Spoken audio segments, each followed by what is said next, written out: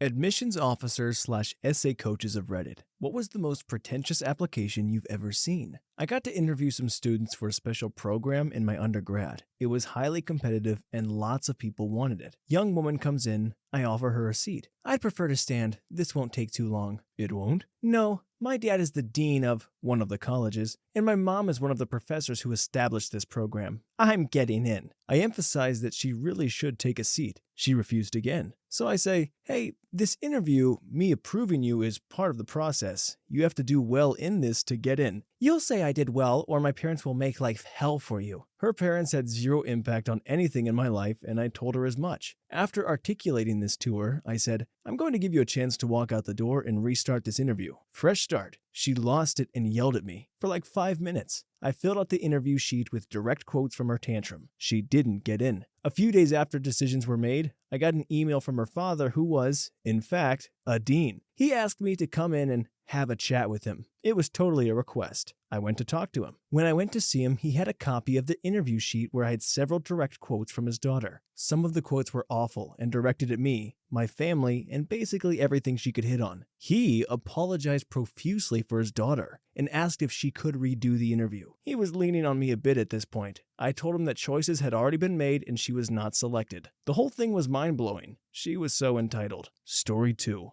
I was a medical school interview coach, earning some extra money through med school. Some applicants were great. Others were what you'd expect from kids whose parents are paying a tutor to teach them how to act normal. Our med school interviews are easy to pass, but difficult to do well in. They involve generic questions like your passion or interests, ethical scenarios, decision-making questions, knowledge of healthcare topics, etc. There have been memorable answers to mock questions. In terms of pretentious, I asked one guy what his hobbies were, and he said he loved Armani suits and buying expensive coffee blends. Not a great answer, but what killed me was that he began describing the smoothness of the bean and licking and smacking his lips together in wet, squelching noises. Another applicant's dad was a successful surgeon, so he argued in his answers. I basically already know how to be a doctor through osmosis. He'd failed the entrance exam 7 times, and his dad opened a lot of doors for him, getting him research editor positions for his CV, etc. There were complex family dynamics. He would say really inappropriate things like, when I'm a doctor, I can buy and sell you and all your friends. All I have to do is pass this stupid exam and interview, and my dad will get me a spot in the training program. You'll be struggling for years. He'd then flip to complaining for half an hour about how his sister gets treated like a princess and calls me at 10 p.m. just to talk. I declined further sessions, but was pretty sympathetic, to be honest. Whenever his dad called to arrange sessions and materials, he was very pejorative toward his son. I had trouble hearing him during one of the phone calls because of the background noise until he stepped outside. Later found out that he had been calling me, a tutor, during his son's graduation ceremony. He missed his son going on stage to receive his diploma because he was arranging a booking time with me. It placed a lot of his son's defensive behavior in context. And no, he has not been accepted into a med school. That was 2 years ago, and he emailed me only a few weeks ago to request access to my Google Drive to brush up on some things. I granted it because when your answer to a conflict and teamwork question is,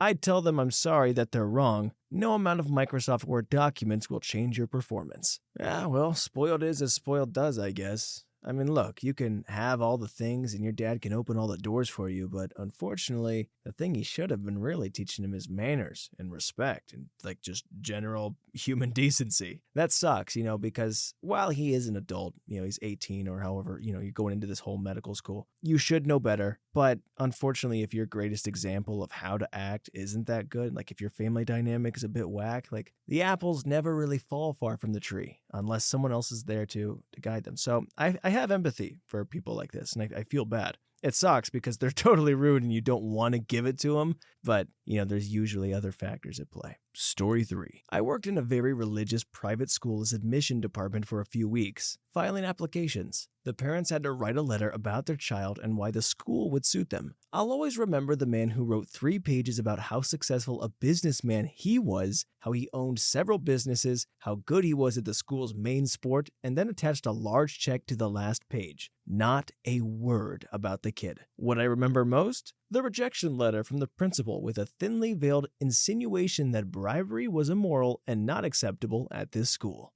Thou shalt not boast, my good man. Story 4. Oh, I have a good one. A longtime friend's mother reviews applications at an elite college. I saw her recently and she was telling us about some of the essays. One was from a girl who clearly came from a background of great privilege. She described a day of shopping and dining at swanky places with her parents in the big city one day. At the end of the day, they came across a homeless man sitting on the sidewalk begging for money or food. She initially passed him by, but then, seeing the American flag flying on the corner up ahead on the next block, remembered what this great country of ours was built on, as well as what life is truly about, and went back to give this homeless person her restaurant leftovers. All described with much self-congratulation. I'm paraphrasing a lot of it, but the part in quotes is exact, and will likely be repeated for some time to come, accompanied by chuckling by my friend and me. The country was built on, and life itself is about, giving a homeless person your half-eaten burger and fries. And last but not least, huge thanks to the person who gave me silver. Wow, what a nice surprise.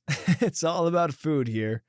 Maybe America really does run on Dunkin'. Story 5. I got a binder with 19 letters of recommendation from what seemed every adult who ever vaguely met the student. We also got photocopies of her scuba license and lifeguard certification. This was just for a college with a 98% acceptance rate. We also had an essay question that was, if you could spend a day with anyone in the world, living or dead, who would it be and why? And some kid wrote about how the college admissions racket discounted who he was as an individual and that he wanted to spend the day with the college admissions officer so they'd really get to know him. Came off as a bit creepy, and again, 98% acceptance rate. If you could write a coherent sentence and didn't murder anyone, you were going to be accepted. We didn't freaking care about your personality. Edit. Yikes, this blew up. I tried to answer some of the questions below, but here's a summary. Criminal records. Worked with international students who were going to get visa applications rejected with felonious pasts. Letting them down early prevented them from spending a lot of time/money trying to enroll when they wouldn't be able to. Why we had an essay with that kind of acceptance rate? To make sure the students could string a few sentences along and weed out the students who weren't willing to put in the effort and had no intention of enrolling. Scuba girl, not applying for marine bio. Only 3 to 4 letters came from people who seemed to have strong relationships to her. The rest were vague. Brief, polite letters from people who were vague acquaintances, sometimes from several years prior. Childhood camp counselor who had her 1 week in 4th grade. It was a waste of our time to read them as they told us nothing. She sent us a copy of her scuba certification, but there was another certificate, 7th grade honor roll or something, that was original, so we ended up paying to mail the entire binder back to her in the end, so she'd have her original. It also is super annoying because it didn't fit in our filing cabinet and had to live on my desk for months. I'm not disclosing the school I worked at, but it was private, non-profit. I actually honestly believe the faculty were good instructors and the students were going to get a decent education. Being tuition revenue reliant, virtually no endowment, they made some cynical decisions in the admissions office to make it appear we were more competitive and selective because most people, especially parents who could write a check, assume that's the only mark of a good school. Story 6. I used to tutor at uni and helped occasionally with my tutees' applications. One thing I always encouraged them to do was to mention their aspirations after graduating, and to mention why specifically this university. One kid, who'd been a pretentious butt the whole time, actually wrote in his essay that he didn't really care about the academic part because his dad was just going to give him a job when he graduated anyways. He chose the university he was applying to based on how impressive they sounded and how good the party life was. I kept in touch with his sister. She was super smart and studied the same subject as me, so I helped her out with career advice, etc. later on. She dropped into conversation later with a noticeable bit of glee that her brother was going through a challenging patch because his father informed him that no, daddy was not going to give him a free ride into a cushy job and did expect him to get a real job. Story 7. I reviewed an application from someone with test scores and grades in the upper percentiles of the school's average. As long as the essay was inoffensive and decent, we would let him in, but his essay was easily the most awful thing I had ever read, to the point where I assumed that he was trying to sabotage his application. However, after we rejected him, he, not his parents, called the school complaining and sent an appeal begging for acceptance. His essay started out okay. The first paragraph, he talked about why he chose this school. That was the prompt. And what he hoped to achieve in his time in college. So far so good, but then it got weird. He talked about how he wanted to stop discrimination, the applicant was white, and how he saw racism for the first time in middle school kickball. Whenever a black kid would come up to bat, all the outfielders would spread out. The applicant described this as systemic racism, and his way of solving it was to kick the ball further than any black person on his team, which he did. First of all, the whole racism topic came out of nowhere, and the story didn't tie into anything. After he started talking about his favorite podcast, even mentioning some by name, if you want to know more about my personality, just listen to this podcast and you'll get a better understanding of who I am as a person. He closed the paper by saying, I would like to close this paper with a quote, which I thought was a joke because there was nothing left on the page, just that single sentence. Apparently, he just hit enter on his keyboard a bunch of times because on the next page was the quote that he wanted to close the essay with. It was a full page-long manuscript of a Richard Pryor comedy routine about going to Africa for the first time. Yes, he kept all the N-words in the routine and even went so far as to replace all these soft R's with hard R's for no apparent reason. At the end were 3 links to the podcast that he mentioned, which I didn't listen to because the essay was printed out when I read it, so I couldn't click the links.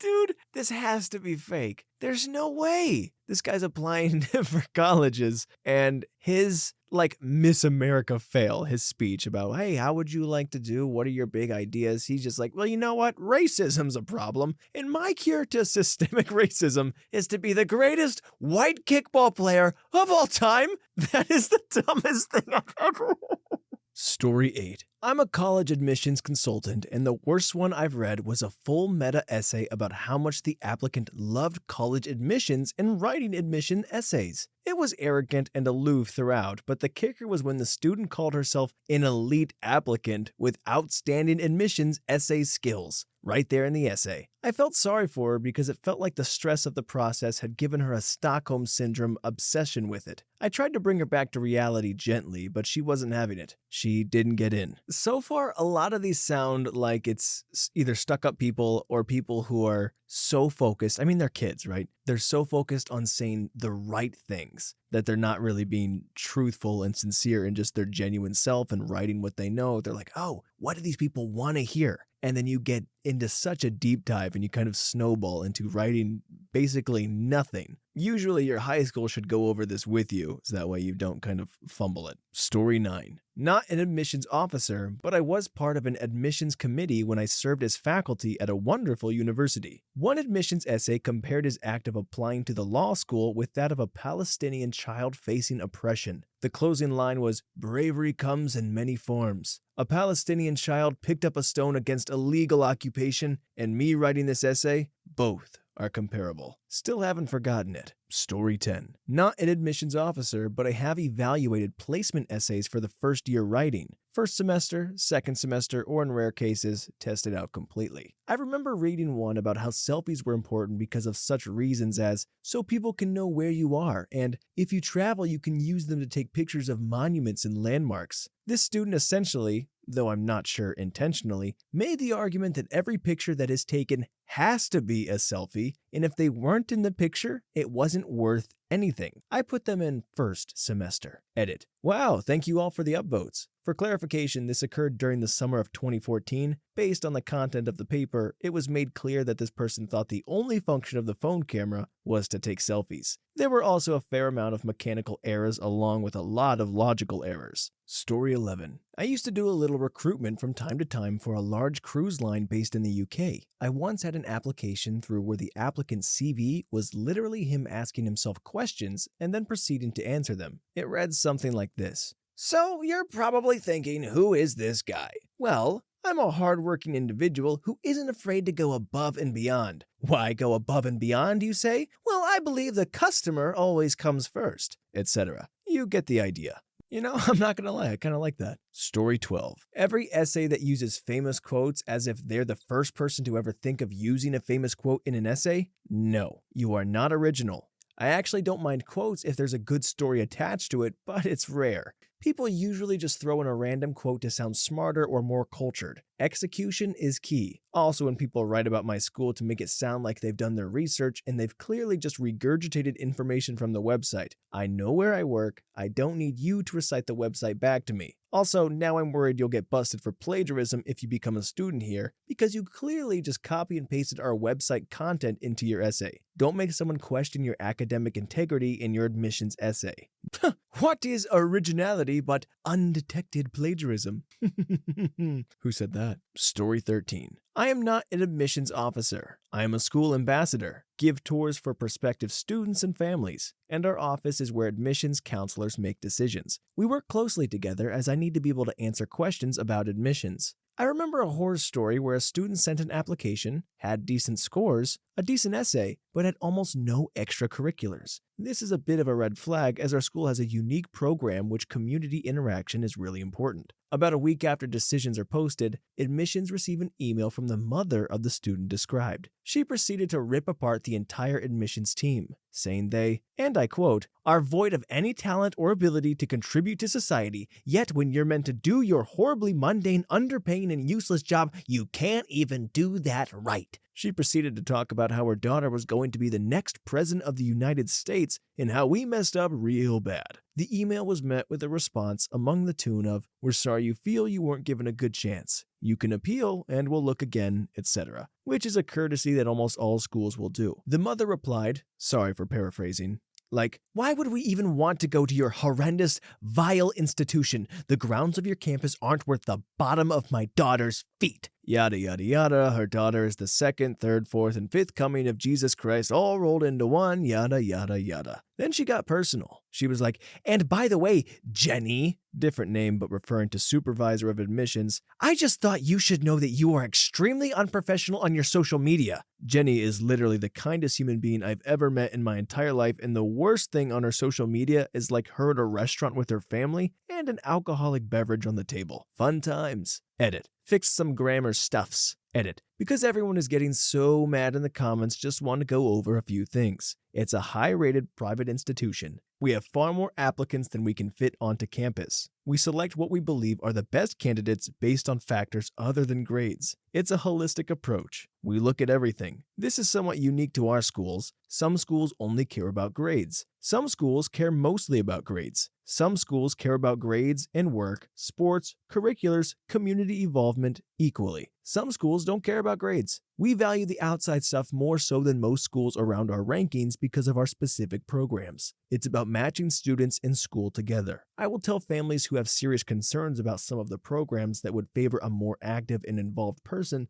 that maybe our school isn't a good fit. This isn't because their child isn't good enough, it's because some things just don't freaking fit. We are not the only university for higher education in the world. If someone is denied here, they can certainly go other places. Having extracurriculars doesn't make you the best people. It just means my school feels like you will fit better if you do. I think that's a completely valid point, especially the whole, it doesn't mean your child's not good enough, it just means it's all about matching the right person to the right school. It's like sports, you have a certain dynamic and a certain scheme that your team plays. You want to draft players that are going to fit that scheme that they can excel in. And just because they're great doesn't mean they're going to fit your specific approach, and they might flourish and do way better than they could ever do elsewhere than on your team. So I kind of like that, as long as they're not rude about doing it. Story 14. Obligatory, not an admissions officer, but my senior year of high school, we read our college admissions essays for our English classes. One student's broad topic was admirable. He wrote about ageism and that it was sad that it stopped people from doing the things they loved. Young people should knit. Old people should rollerblade. Stuff like that. However, the actual bulk of the essay was him describing how much he loved to play with stuffed turtles. He got into a highly competitive university with that essay, but mostly because his parents worked there. Story 15. Psychiatric nurse, studying for PhD, didn't know what dementia is. Having now fully woken up, I realized this doesn't really fit the criteria, but may fit the spirit of it, so I've left it up. Interviewed a locum who applied for a job in a community mental health MH team that specializes in diagnosis and support for people with dementia. She was a qualified psychiatric nurse with an advanced degree and studying for a PhD. Her CV was impressively full of achievements and innovative work, such as setting up and running a cafe for people with MH problems, and had apparently gotten an award for same. She turns up for interview with dog hairs all over her dirty clothes, hair unbrushed. This would not have been an issue, particularly if she had been able to give a definition of dementia or had known the name of any of the standardized tests. Every MH professional would know and used at least one. She also couldn't tell me any of the medications used to mitigate the effects of dementia, although there had been a lot of controversy in the news about the NHS allowing them to be prescribed at that time. We didn't employ her. Another team did, however. A few months later, she was asked for an interview again. My bad, we were very short-staffed, and there were a couple of us going through the myriad of CVs sent by agencies. Also, the CV showed employment by this other team. I go to get her from the waiting room. She looks up, her face fell, and she just said, "Oh no." Anywho, because she now had some experience, we interviewed again. Nope. After the interview, I called the other team. She had been so awful, they decided to never employ agency staff again, which was short-sighted of them. A lot of agency staff are amazing, but you need people who can hit the ground running and therefore must interview thoroughly. Story 16. If anyone is reading this looking for advice on what not to do, general rules are: avoid quotes. It is fine to have idols and talk about them, but quotes take up valuable space in word count, and it's not even your own words. Better to make a subtle reference to it or talk about the meaning of said quote and why that inspires you. Show, don't tell. It is a waste of time saying, "I went to X for experience," without talking about what you learned from that experience. Otherwise, it's just meaningless non-comment. Hobbies. Don't just put reading. It's nothing special to say you read as if it makes you different. And links into the above point. Talk about what genre, what you've learned from it, and how it will help you going forward in the role. That's actually great advice. Unless you're like me and you don't read anything but Reddit stories, I don't think it's super applicable. Tell us about your reading. It's mostly just top 10 worst bathroom experiences of all time. But there's some crazy stories in there, lots to learn from. I was considering making a throwaway, but it seems I will be buried enough to not read it. I read as an admissions person for a competitive national fellowship that helps students study abroad. The last essay I read that day made my job very easy, as this person was all over the place, bragging about being a religious hippie, how his parents were missionaries so he already had a global perspective, how he writes the best poetry,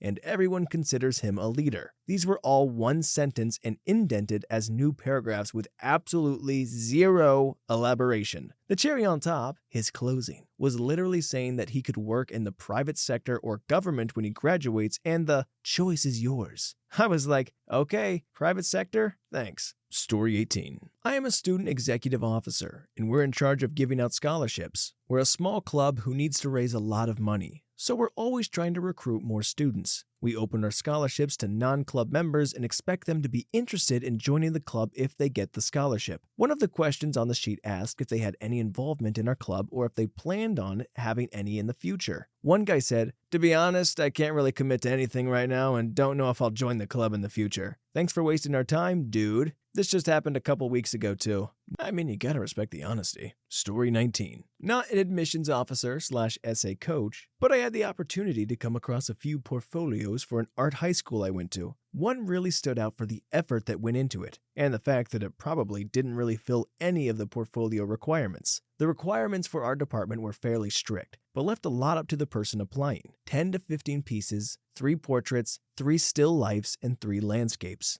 At least one of the 3 has to be in black and white, 1 in color, and the third is up to the applicant. Our senior teacher was the head of the department and had showed us some of the portfolios. One of them was just a hardcover book about the thickness of a modern teen dystopian novel with nice, glossy, weighted paper. Every page, front to back, was a comic page, but it wasn't even filling the requirements. It was the same figures and boring composition page after page, completely penned out with dialogue, but there was no color or shading. The only landscaping was the wide cutaway panels, and even then it would be a single cube with the word "school" written on it. At the time, we were accepting all applications and letting them audition, and it was awful seeing their hardcover book with all the other portfolios that actually followed the guidelines and tried their best. The only relief was that the school held live auditions to draw a still life and a figure, so they probably didn't pass that. Edit. At the time, people had started applying to the school as a, well, art school means I don't have to focus on actual education thing instead of a, wow, a public art high school. I want to pursue an art career thing. I don't think this really changes the situation. I just wanted to give some context. Story 20. I coach kids on their essays. No, I do not write them for them. I volunteer with low-income kids at their local high school who could make it into school if they had some guidance. They have written about surviving the Haitian earthquake, living in a shelter, living in a car, getting up at 4 a.m. every morning to get all their siblings ready for school, etc. You get the idea. Then I go back to paying my customers who want to write about how their parents spent $10,000 for them to go look at poor people in Rwanda or something, and now they know there are people who don't have it as good as they do. I don't really blame those kids. They don't know what they don't know, but the discrepancy makes me insane. Yeah, I get it, but you can't really fault somebody for being given privilege. I mean, they're trying their best and they're trying to understand the perspective as best they can, but they will never have to live through it. There are people who have had to go through very traumatic and horrific things and have a unique point of view because they went through stuff that's hard and it sucks, but it creates such a unique life experience and story. So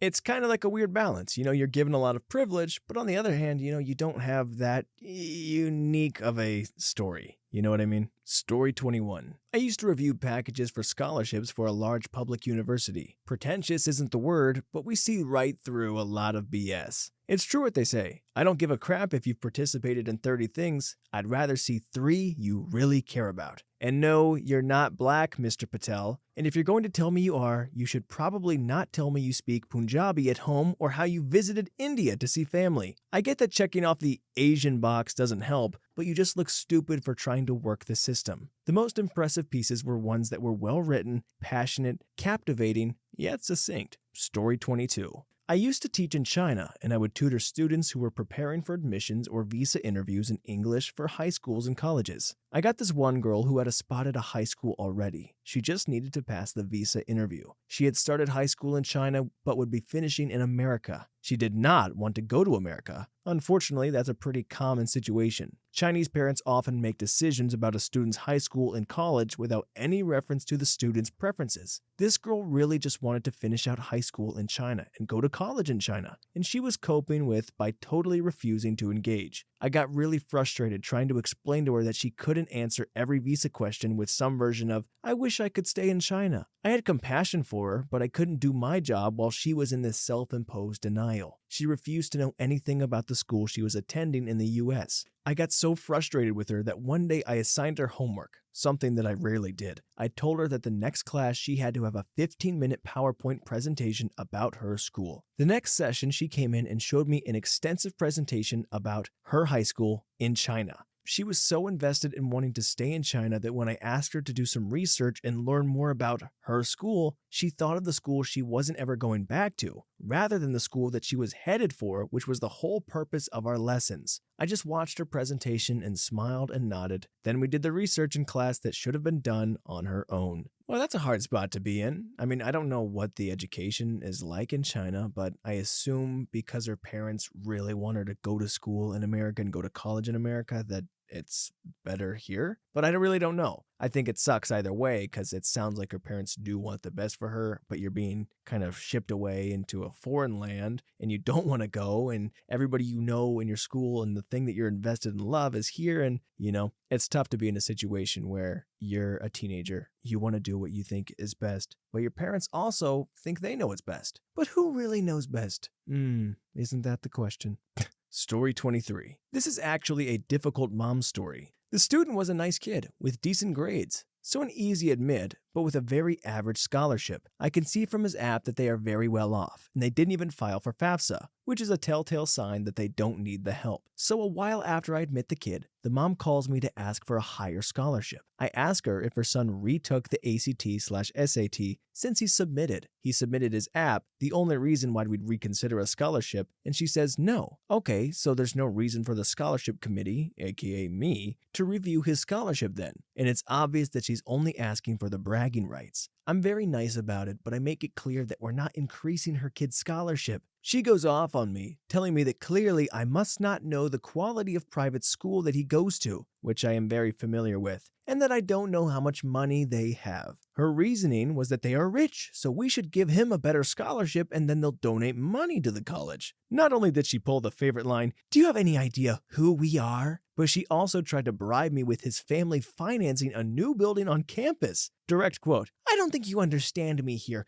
The school where my daughter goes to has a building named for us. Don't you think my university name needs a new building on campus?" It was the most bizarre and entitled conversation I've ever had with another human. Long story short, I didn't bump his scholarship, and the kid enrolled anyway. Story 24. Not an admissions officer, but was helping edit my younger brother's essay to get into undergrad while I was doing my master's. He really wanted to go to my alma mater, and I worked with some of the engineering faculty he was interested in working with. Applying to engineering school, he wrote this weird, borderline creepy essay about how much he loves performing dissections. I understood the logic. I want to take apart and put together machines. I took apart frogs. Didn't quite get them back together, though. Aside from the fact that he'd done a whopping 1 dissection in his life in high school, just going into the detail about him cutting up and enjoying disemboweling a frog made him sound like a serial killer. So I told him it might be a bit better to switch to something more engineering related. Winds up coming back to me with an essay about how the chemical process for making fireworks and how much he loves creating homemade fireworks with my old model rockets. Good grief. For the record, he did wind up getting into my alma mater for undergrad and will be beginning in September.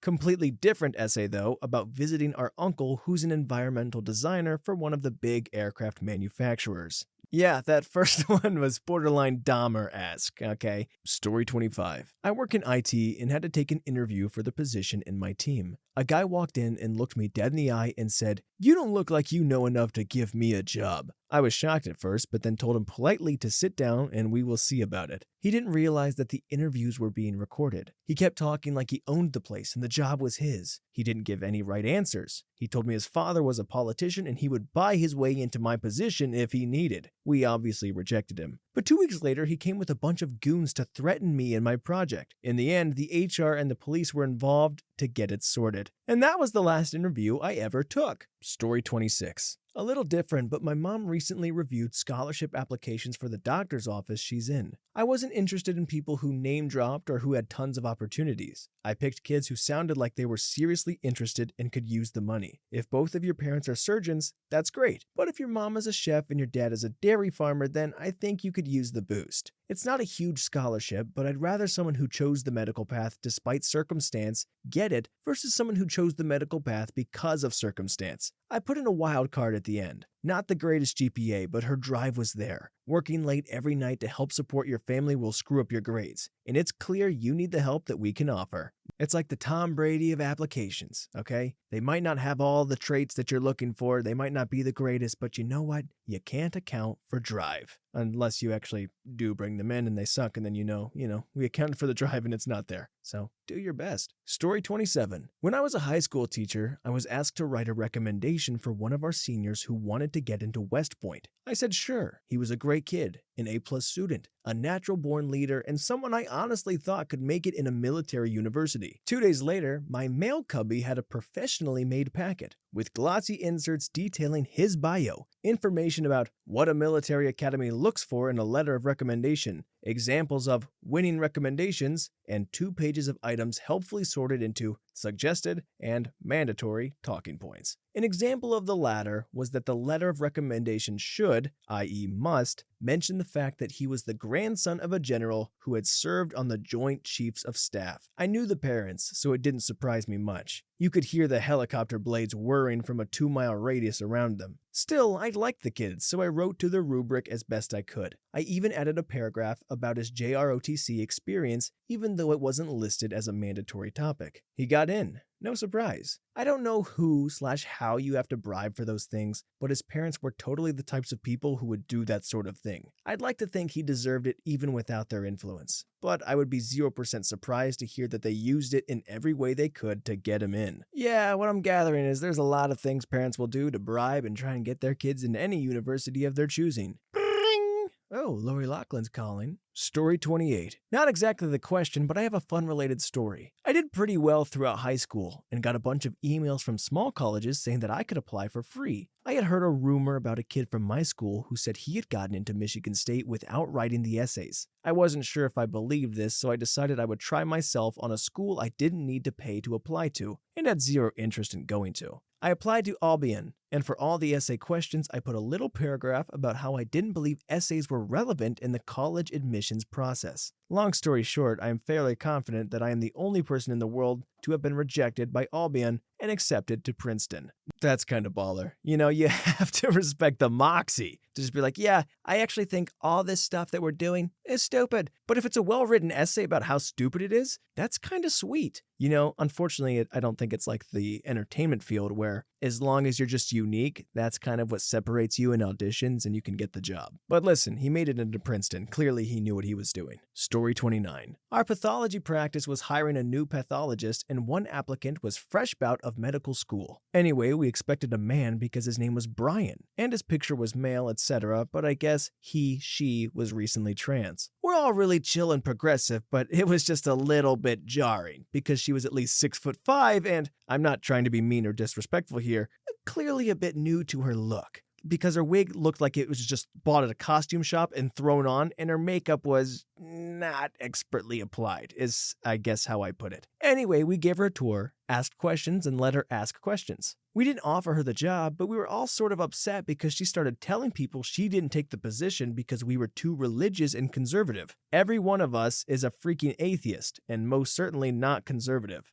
I think she just had a chip on her shoulder and was just looking to be offended by small-minded people. Her words for us. Which is really sad because we didn't give a single crap about anything but whether she was a good pathologist who was pleasant to work with. Story 30. I was an admission counselor for a state university in Texas. The essay topic given was explain the biggest obstacle you have faced in life and how it has shaped you into the person you are today. A student chose to write their essay about how their biggest obstacle was that they didn't have enough outlets in their bedroom to plug in all of their electronics. Apparently, this made them an innovator and problem solver because they figured out how to use a surge protector. Genius. Look, laugh it up all you want, but I think as long as you write it sincerely, you can write something well about just about anything. I'm pretty sure for mine, and I had a similar question, was that I had trouble getting past level 30 in Pac-Man, and I turned it into some sort of big life analogy, whatever. Was it great? Absolutely not. Did I get in? Barely.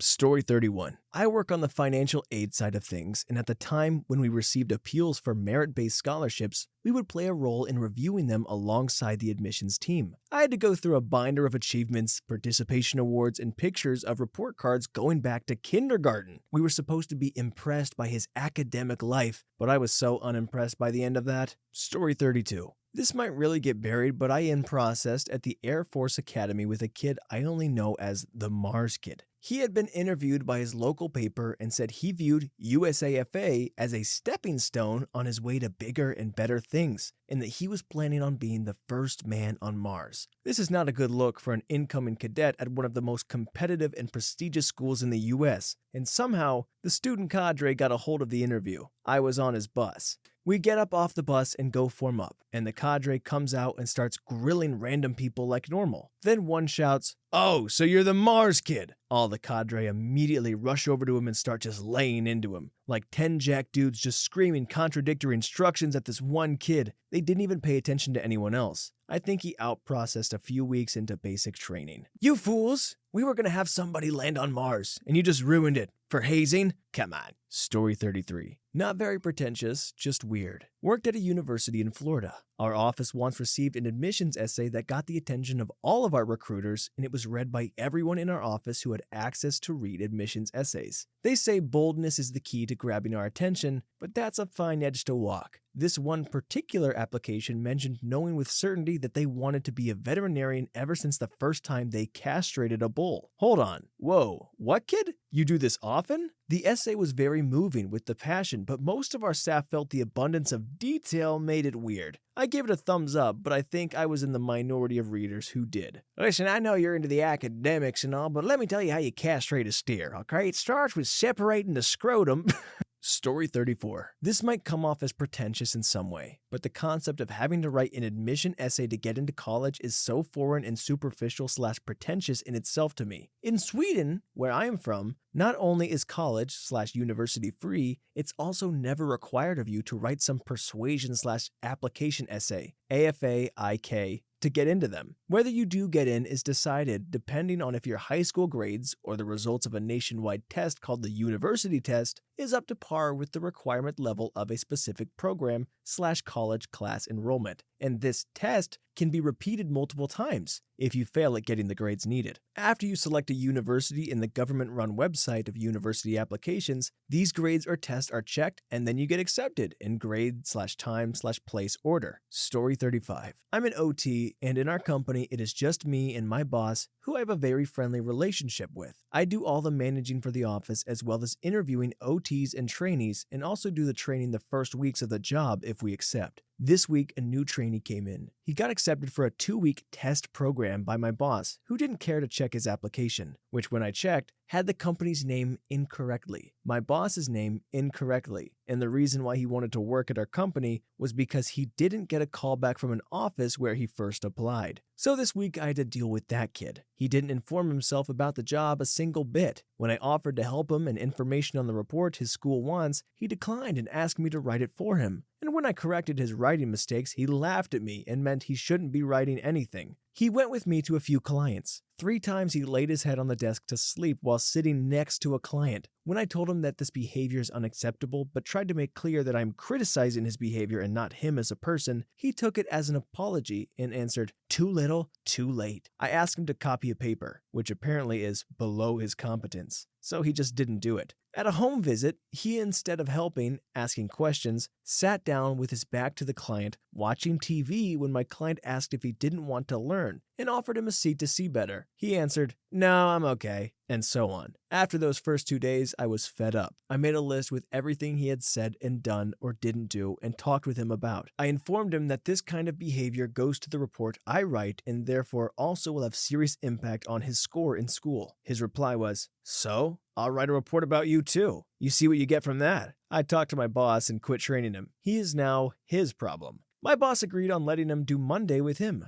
but kicking him out if it doesn't get better. Story 36. I used to work in admissions and we had a long list of weird stuff. In terms of pretentiousness, there was a clear winner. I worked at a Christian university and we had this kid apply who wrote in his essay about how much he hated being at a secular community college and wanted to transfer. He mentioned how awful it was that his professor wore a Megadeth shirt with some sort of demon on it. The pretentious part was that he said he felt like he couldn't learn anything from a secular school. There are bits of truth to be found, but finding them is like looking for peanuts in elephant dung. That's a direct quote. We referenced it so much that everyone had memorized it. Like, dude, I'm a Christian too, but I'm not stupid enough to think I can't learn math from someone who doesn't share my beliefs. There were a lot of other great stories. One guy in his 40s claimed in his essay that he invented the M16 rifle and was a CIA operative. One tried to claim his terrible ACT score was actually his twin taking the test for him as a prank, but he refused to retake. We offered the residual ACT, which you could take for free on our campus for admissions, but the score couldn't be used elsewhere. Also, so many angry parents. I can't tell you how many angry moms I spoke to on the phone about why their kid didn't get in. Like, I'm sorry, but a 12 on the ACT just isn't gonna cut it. Go to a community college. You'll get a pretty good education for like 1/10 of the cost, and then you can transfer.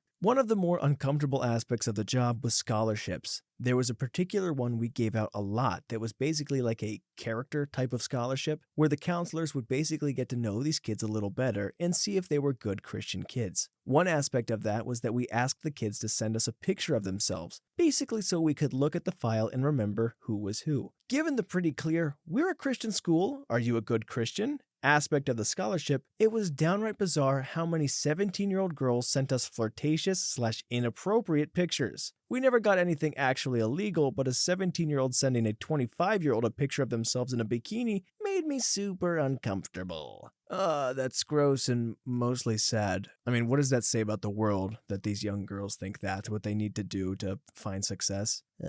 Story 37. A little off topic, but I tutored someone who, I'm still friends with this guy, so I have to be very vague, but just take my word for it that when I say his family is rich and powerful, we're talking definitely a member of the Illuminati, rich and powerful. I've got a lot of stories, but the weirdest are variations on him coming to me for advice on a subject where someone within his family is vastly more qualified. At a certain point, it grew to feel sad and lonely, because I grew to understand that his family's attempts to raise him in a normal/meritocratic upbringing that minimized his wealth completely backfired. You could tell the thinking was, okay, he'll have money in the world if he's a huge success. He'll never live in fear of true poverty, and we won't pretend we have zero connections, but otherwise he'll have to earn most of his keep. But it just absolutely did not shake out that way. I remember one story that really stuck out. He went to some gatherings where a lot of rich people were present, and his extended family was the wealthiest of them all. My friend had a business idea. He wanted to start a legal weed farm. I asked him how he planned to pitch this high-risk investment. Well, see, you know the gold rush? He told me. Well, this is the green rush, because green is both money and weed. What do you think?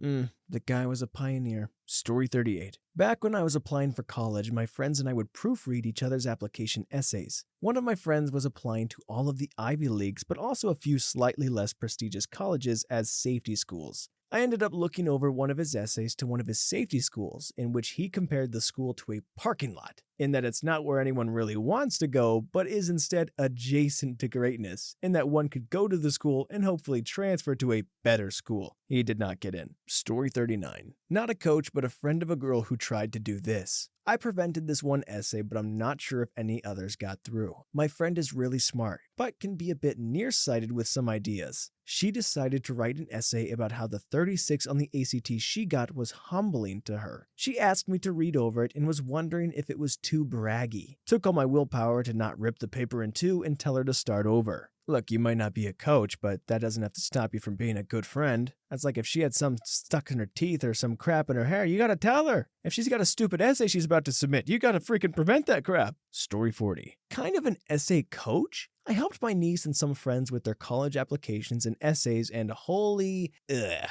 My niece was applying to a sports therapy program, and this was something she's been working towards all of high school. I knew her heart was in it. On her essay for her dream school, she wrote about why she wanted to join the program, and one of her paragraphs was about the comfortable lifestyle that career would give her. I blacked out the whole thing and told her to elaborate on how exactly she planned to help athletes. Kudos to her, she got in and is currently in her third year. Story 41. This was about 6 or 7 years ago. I'm a pharmacist and used to be a preceptor for then later the director of PGY1 Pharmacy Residency Program at a community teaching hospital. At the time all this happened, I was a preceptor. Our program was affiliated with a local college of pharmacy. Our residents conducted a weekly grand rounds with the students on their clinical rotations at the hospital, and several of our pharmacists served as preceptors. One of the attending physicians I rounded with at the time had a scribe of who was applying for admission to the College of Pharmacy. She asked me a couple of months in advance of the application deadline if she could shadow me to get a little pharmacy exposure, and if I could write her a letter of recommendation for the program. I said, sure, let's do the shadowing so I can get to know you a little better and have some basis for the letter of recommendation. We exchanged numbers, and she never followed up with me about shadowing despite seeing her on rounds almost on a daily basis, and me asking about it a few times. It was always, yeah, I'll text you, and then she never did. She texted me literally 2 days before the application was due to see if I could still write her a letter of recommendation, and I had to tell her no since she never did any shadowing,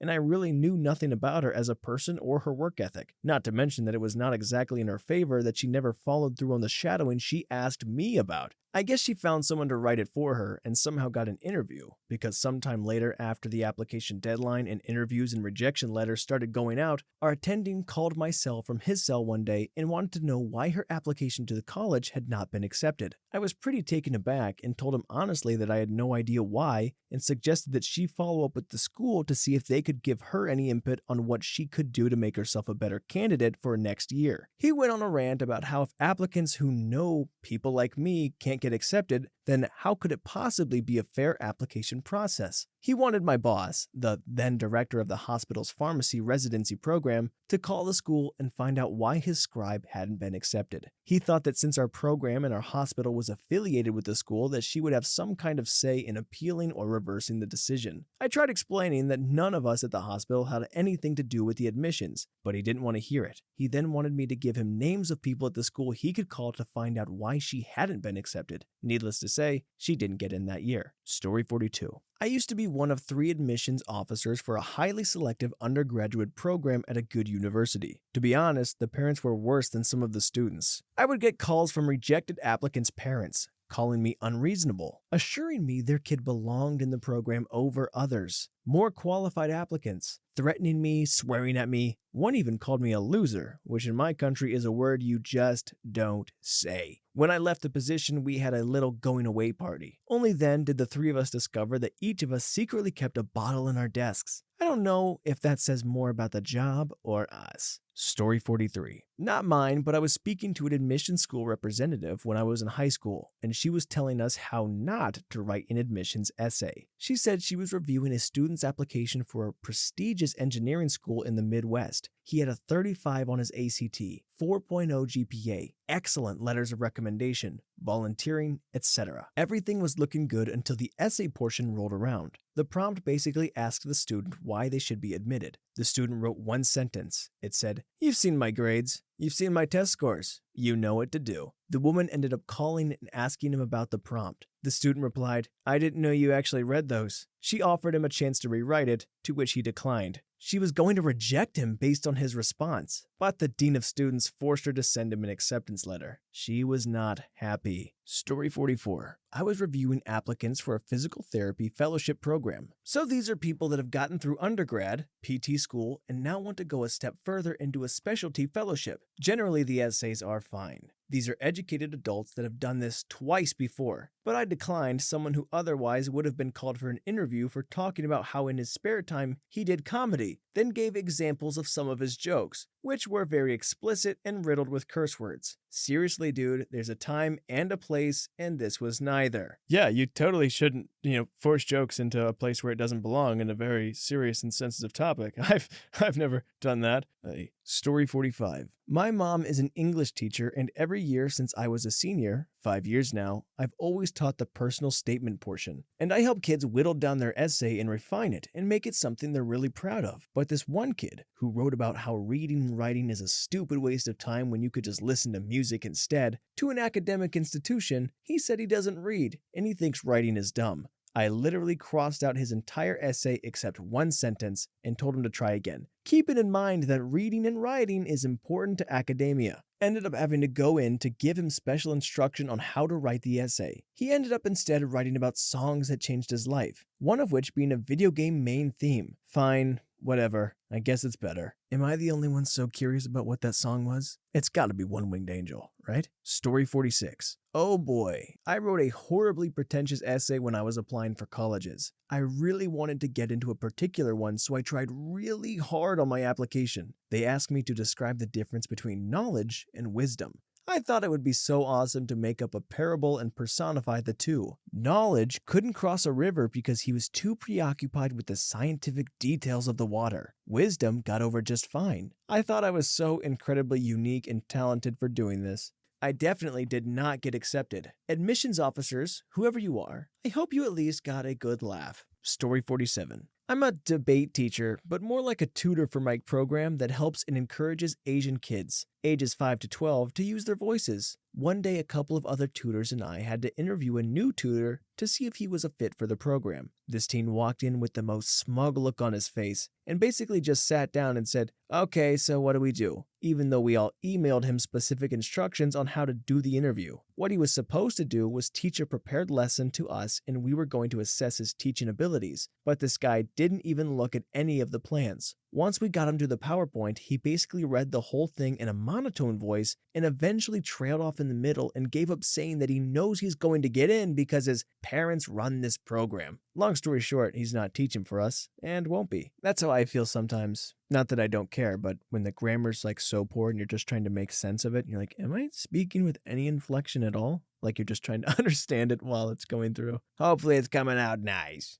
Story 48. It's pretty common in my field. I had to hire a couple of junior .NET devs on my team, and pretty much every kid out of college thinks they are going to come into a business and start making close to $200K a year. It's adorable to hear their voice crack when you tell them a junior developer salary starts at $65K. But I have a master's in CS. Now I'm currently looking for a new MVC senior developer, and I literally throw fresh out of college student apps directly in the trash, which is even more odd than the high salary thing, because someone out of college does not have the experience to be a senior developer, but for some reason, they think they do. Computer science majors are a weird bunch. 60 grand with a master's in computer science? I don't know, I kind of feel bad for these guys. Don't get me wrong, 60 grand's a lot of money, but it also costs a lot of money to get a master's. Story 49. Not an admissions officer, but I went to an information session after applying to college for a culinary program, and a guy showed up, sat in the front row, and made sure during the entire presentation to keep interrupting the presenters to talk about what an asset he would be to the program because he already works in industry, as well as just pretending to know so much about cooking in general by throwing around foodie terms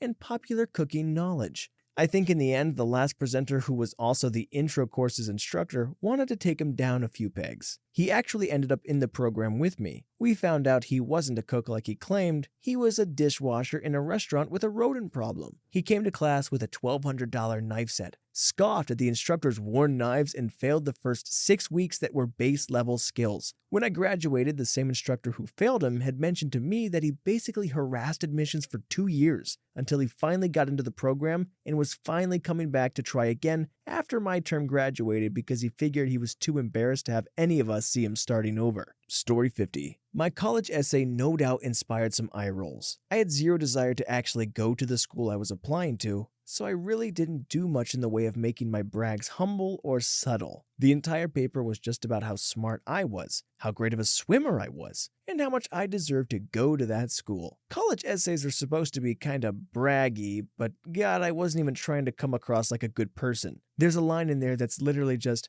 I got a sub 5-minute time in the 500, which is really good, though you probably didn't know that. Yeah, there's a fine line of smug. They say have the confidence to walk in the room and act like you own the place, but you don't want to really think you own the place. I'd say walk in there and act like you rent the place, but you're kind of living paycheck to paycheck and you're just hoping you can afford to keep renting the place. Somewhere along there is a good place to be. Story 51. Every admissions season, I moonlight as an admissions tutor for students who want to study at major UK universities. I always do a practice interview to help students prepare for those. In one of them, I had a young man who wanted to study Italian at Cambridge. So in our practice interview, I asked him, why do you want to study at Cambridge? His answer, well, I'm from London and Cambridge isn't too far from there, so that'd really be handy for me. His parents paid me a lot of money for him to not get into Cambridge. Story 52. Okay, I'd say this is mostly creepy, not so much pretentious. Last summer, there was a large event with mostly all the admissions officers of law schools. I went, and after talking for a while, I had a drink at the bar before I left. At the bar, I sat next to a college-aged woman who was clearly also there for the law event. So I was talking to her about what she thought about the event / some specific schools. Keep in mind, this is before the actual application season when people are just gauging interest. She said she picked out her favorite 10 schools, looked up every single admissions officer who worked there, and wrote each one a detailed letter addressed to them. The letters all had her thoughts on their backgrounds / prior jobs / education experience. She said she would go to talk to them and toward the end of the conversation, hand them the letter in an envelope with their name on it and tell them to open it later without saying what it was. The worst part, just when telling me her voice was completely monotone and had a straight voice that made me actually fear to be an admissions officer, she showed me her bag of letters for admissions officers that didn't end up coming to the event. I didn't tell her that was weird because I was afraid that she would pull out a letter addressed to me.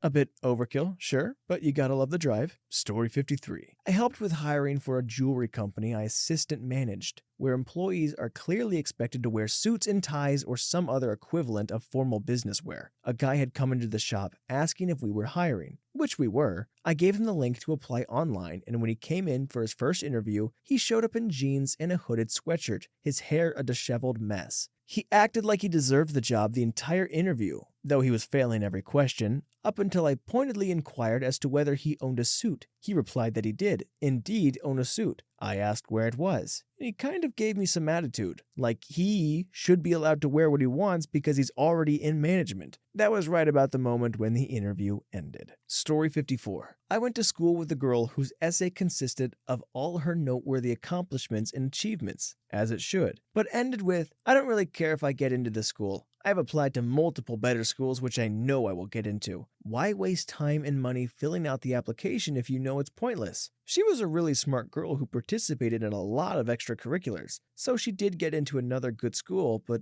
what a waste. Story 55. My ex-SO daughter was such a manipulative, entitled kid. Barely graduated high school. Dad donated services, and school didn't want her another year, so got a diploma she didn't earn. Dad used his favor to get her into university. She was on probation after first semester, and suspended after first year. Waited till week before second year to tell Dad, because he asked me why my daughter was already registered and had class schedule. She tried to blame professors and had a complete meltdown. School would not back in, and she ended up getting pregnant, so can't go back to school because she was going to be a mother. She ended up being a single mom because her boyfriend was always after her money and left town. But now that he is in, it's a huge cluster. She now works for him watching videos at the office and has others watch her child. I left since she wanted her daddy to be her baby daddy. Ew. I'm uncomfortable. Yes, I am. Yes, I am. Story 56. Sister works in admissions and placement/student schedules. Only 3 programs at the undergrad required an essay of some sort to be submitted after general approval. These are highly competitive for a state university, and people get vicious. Most are fairly straightforward. The 2 that she recalls from the past years are an incident involving apparent mortal enemy applicants. Both essays detailed how they hated each other and the long list of sabotage the other had committed upon themselves. There were more essays not illustrating pick me for these reasons. They were don't pick this person essays. The other was from an alumni son. He was a sports star and played at a pro level for a decade, very well known around campus. They had my dad is X and he will be admitted to the crazy competitive course. Then he had his signature and his dad's with an enclosed picture signed of his dad. He had a below 3.0 GPA and a long history of disciplinary issues, including an arrest for underage drinking. The minimum for consideration was a 3.5 GPA. Story 57. I'm not an admissions officer. I had a very book-smart friend, more like friend of a friend because he was a pompous turd, but we were always at the same social gatherings. Applied to only Harvard and MIT. His whole family were MIT alumni and was almost certainly guaranteed to get in. He had almost perfect scores on standardized tests, took every AP our high school offered, and did a ton of extracurricular activities. He got as far as an in-person interview with each. His plan was to tell admission officers at Harvard how bad their school was compared to MIT, and that when Harvard accepted him, he would just throw it away. Did he actually say that? I don't know. When he came back from his interviews, all he told us was that neither school accepted him because of his attitude. Because he only applied to those 2 schools, he ended up waiting until winter semester to apply and attend a school in Arizona. I, on the other hand, did apply to Harvard. I wrote a sticky note that said, "Full ride?" They unfortunately never got back to me. I also applied online to Carleton College. The only thing I had written in it was one sentence under, "Why do you want to come here?" My answer? I had an uncle named Carl. I did not. At that time, I didn't want to attend, but my parents still wanted me to apply.